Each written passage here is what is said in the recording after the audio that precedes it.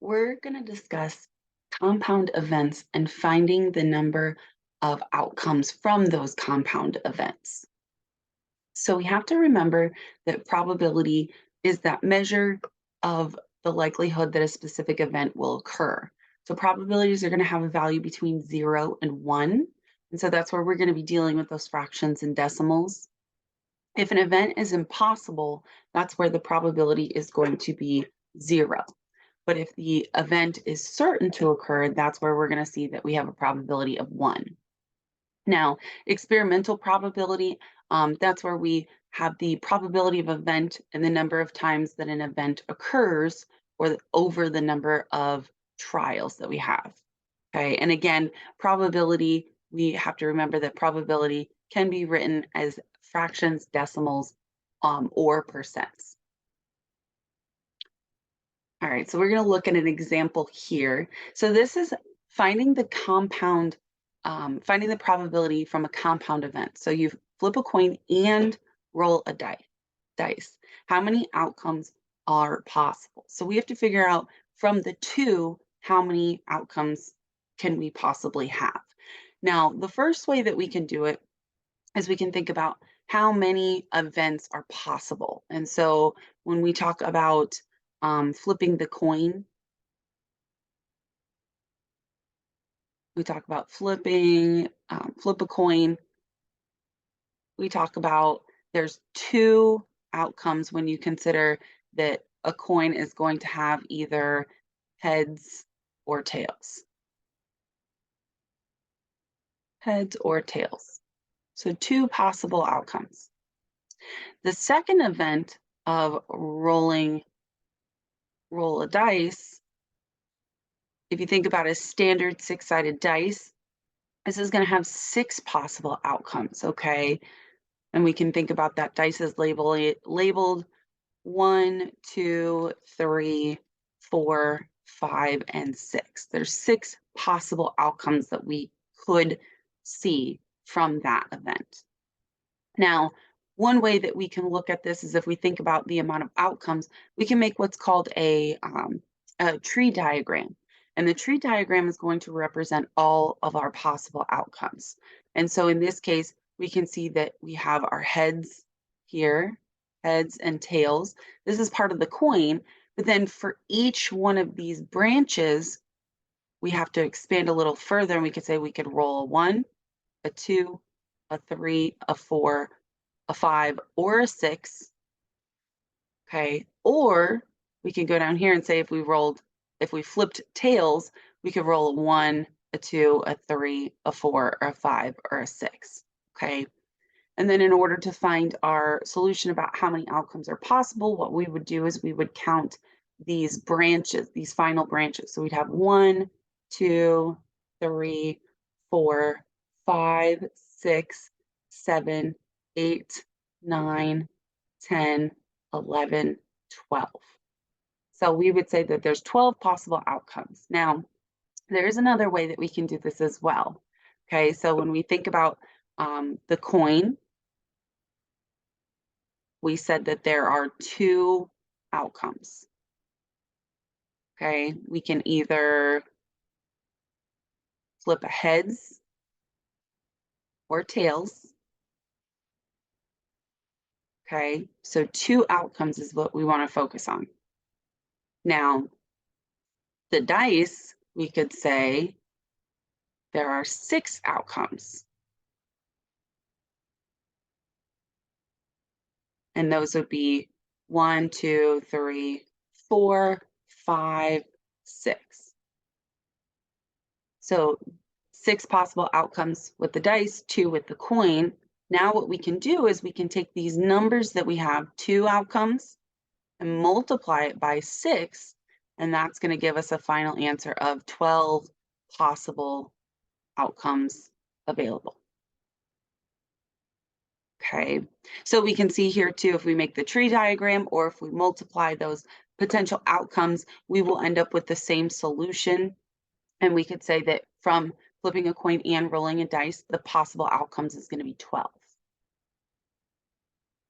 All right, so we're going to look at another example. what if we have 3 events happening? So we're flipping a coin, we're picking a marble, and we're rolling a dice, and we need to figure out how many outcomes are possible. So again, if we create that tree diagram, we would think about, first of all, we want to think about how many outcomes are available if we are flipping the coin, which same thing as before, there's 2 outcomes. We could have either heads or tails.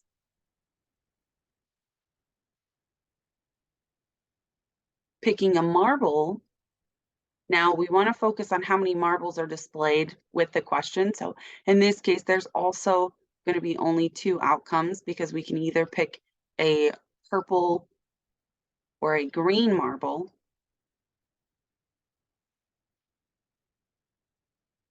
Okay. And then last we have that dice. So rolling a dice, we would say, again, there's 6 outcomes where we could either roll a 1, 2, 3, 4, 5, or 6. So first, if we draw our tree diagram, we would look at all of these as our outcomes. And we're going to have some more branches with this tree diagram because as we can see, if we start with our coin of heads and tails, that's going to say, okay, so if we roll a heads, we can either pick a purple marble or a green marble. And then from there, we could roll the dice and get either a 1, a 2, a 3, a 4, or a 5 or a 6. So that's one section. And then we can go to what happens if we roll a heads and we pull a green marble, we can still, same thing, we can roll 1, 2, 3, 4, 5, or 6. But then we can also look at what if we flip the coin and we get tails, we can either pull a purple marble or a green marble. And then if we pull the purple marble, our coin, we can still get 6 possible outcomes here from the dice. Or if we pull a green marble, we can get 6 possible outcomes from the dice as well. And then what we would do is we'd go through and we'd count up our branches. So we'd say we've got 1, 2, 3, 4, 5, 6, 7, 8, 9, 10, 11, 12, 13, 14, 15, 16, 17, 18, 19, 20, 21, 22, 23, 24 branches, which is also going to tell us that there's 24 possible outcomes.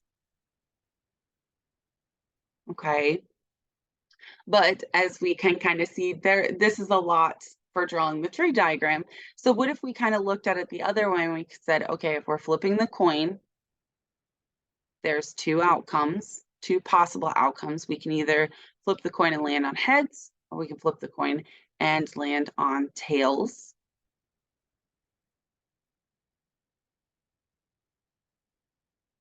The second event is picking a marble. And that one also has 2 possible outcomes because we can either pick a purple or a green marble. And then lastly, we have the dice. And this is going to show us that we have 6 possible outcomes because we can roll a 1, 2, 3, 4, 5, or 6. And I know I'm overlapping that tree diagram.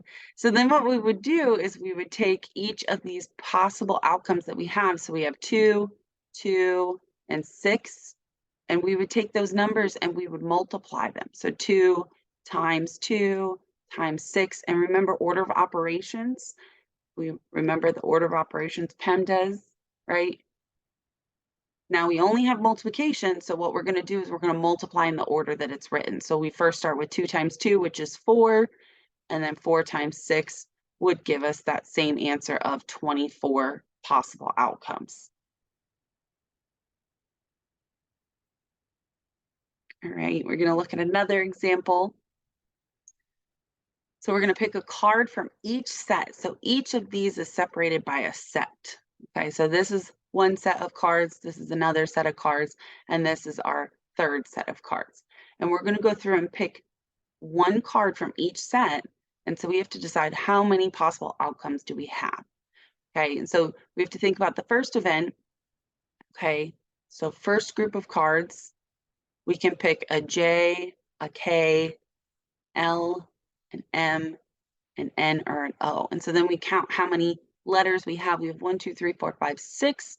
So this is going to tell us we have 6 possible outcomes here.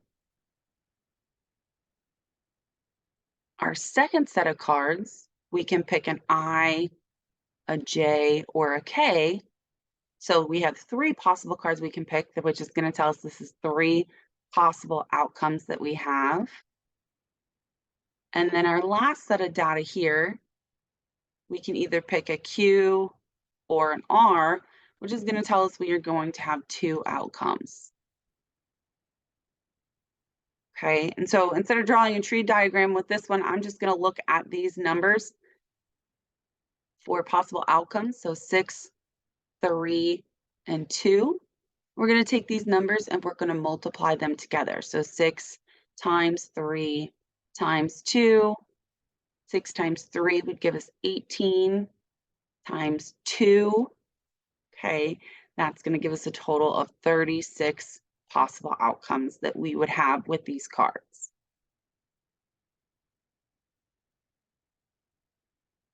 All right, and then the last example we're going to look at here, we still have 3 events here, but now we are going to pick a marble, whether it's the blue or the purple.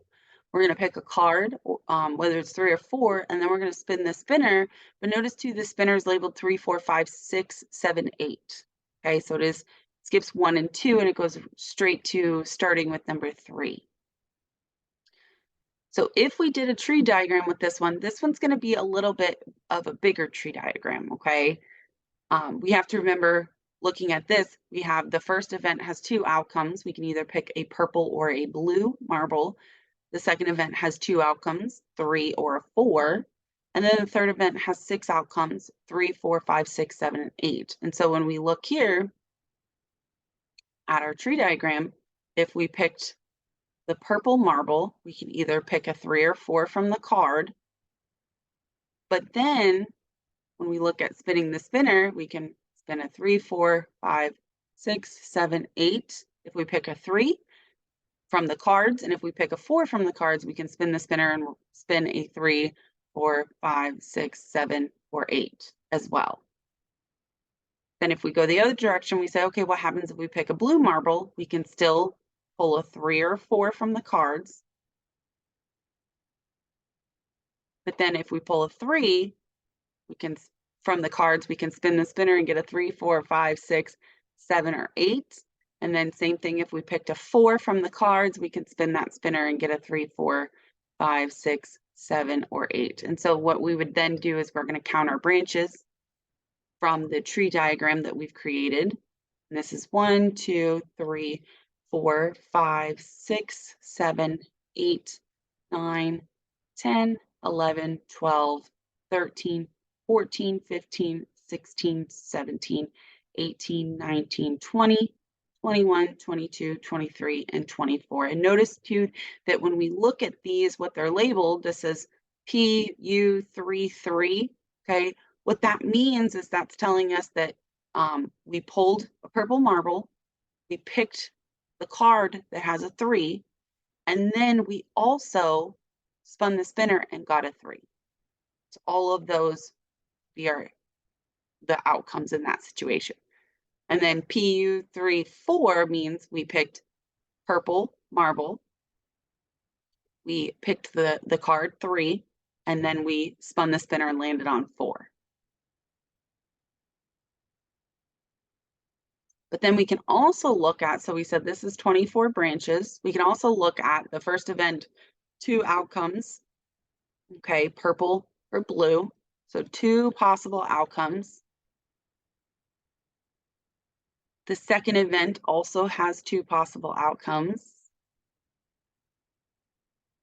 And then the third is going to have 6 outcomes. So we can take each of these numbers and multiply them. So 2 times 2 times 6, and then we just multiply them straight across. 2 times 2 is 4, and then 4 times 6 would give us our answer that there are 24 possible outcomes to this event of picking a marble, picking a card, and then spinning the spinner.